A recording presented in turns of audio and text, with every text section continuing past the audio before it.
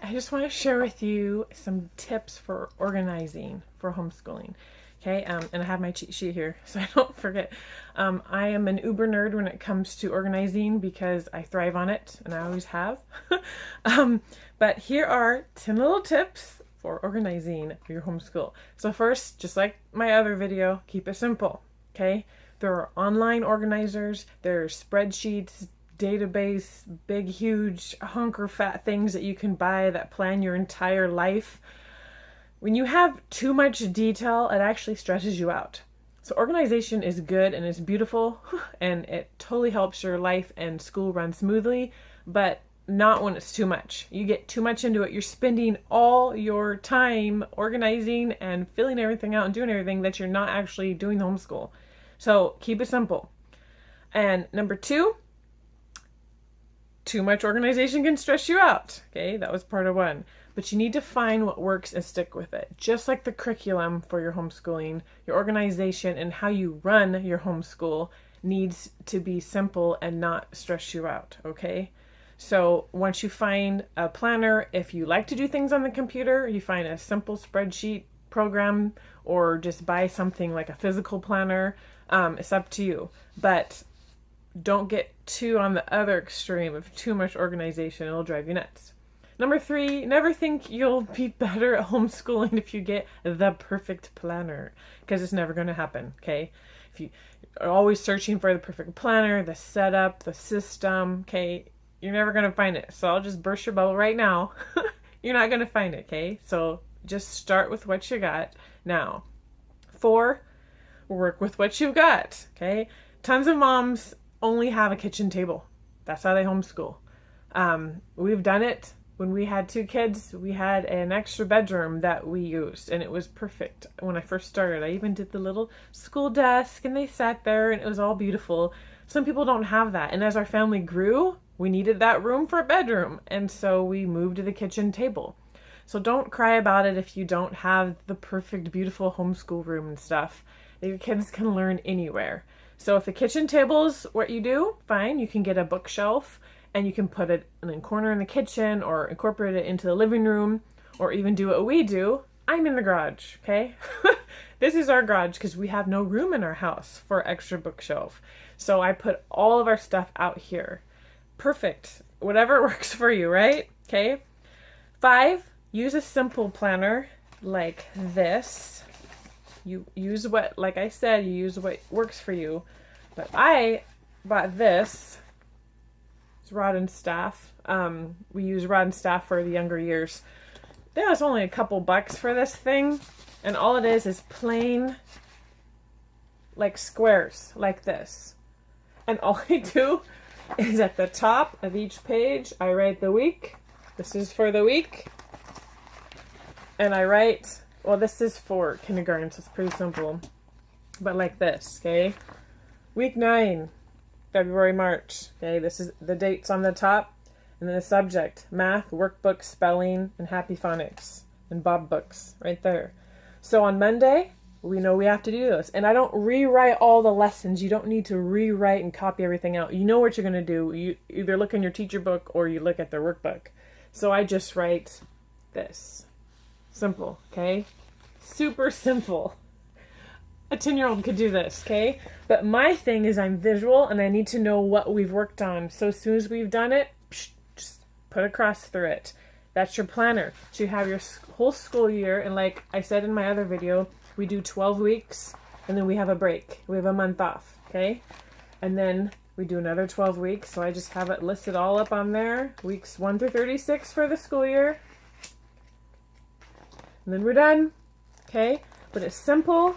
You just write out their subjects, cross it off, and then if you get ahead in math or whatever, it doesn't matter. You see exactly where you left off.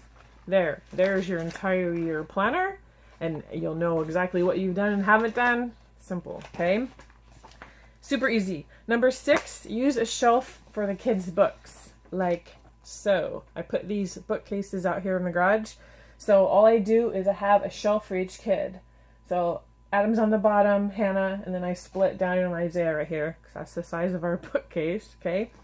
Then if you don't have bookshelves, you don't want to use bookshelves, you could use totes. You could buy totes for cheap, Walmart, wherever, and you can just label each one with the kid's name, and then that way they each have their own tote. Everything's in there, all their books, workbooks, textbooks, everything, and so it keeps it organized. Or I know people who do a filing system where they have these little cubicle things with files in it, and that way they have each lesson and they know what they're going to do for each day. Okay, it's simple just to organize things like this. The kids know that that's theirs. Older kids can go and grab it and do it on their own. Okay, number 7, supplies. You could do it anyway. If you're doing a tote, you stick it all in there. You can do zip things for their pencils and pens, erasers. We just buy these right here. Just like this. They're cheap at Walmart. Okay, put the name of the child on it, and then they have their pencil sharpener, glue stick, scissors, pencil, colored pencils, anything they need in that. So each kid has their own, and it's all right there.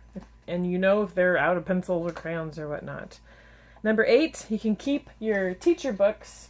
I bought these black things, staples. I don't know, I've had them for years, but I know it's not super fancy, but just tape their names on it. These are for my teacher books, okay? So I put the planner for each kid in there, and then put the teacher books and all the little things, stuff that I need, so it's separated. So the kids know their stuff's on their shelf, and then your stuff's in that, okay? And see, it doesn't take up much room, and you have everything right there. You have all their shelves, your teacher books, and supplies all right there. Okay. Number 9, make use of wall space. As you can see, we're in the garage, but I put maps. My daughter is doing Apology of Science, where she's doing a map it for the animals, so they learn what part of the country the animals are, and they stick them on there. And then we have a state map up there. Make use, and of course you don't have to do it all in the garage, but you can do it maybe down your hall or a little corner of your kitchen, or depending wherever. Oh, sorry. So, number 10, for the ultimate nerd mom, like myself, I like to know exactly what I'm doing, because I now have 4 kids that I'm homeschooling, and I need to have a plan of action, okay?